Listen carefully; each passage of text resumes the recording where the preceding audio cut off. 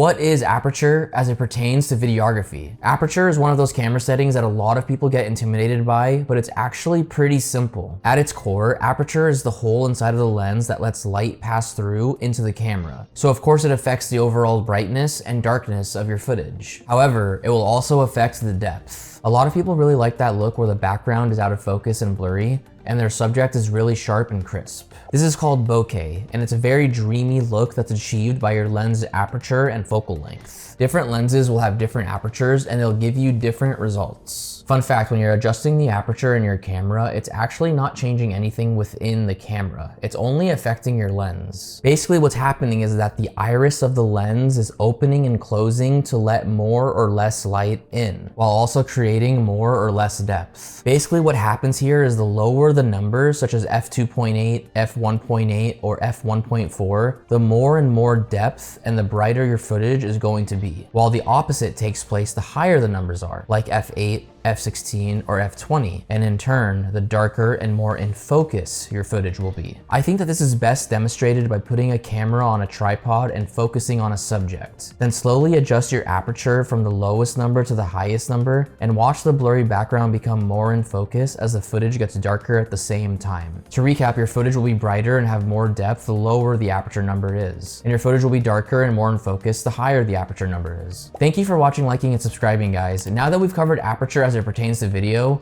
next up is either ISO or shutter speed. So choose your own adventure, and I'll see you there.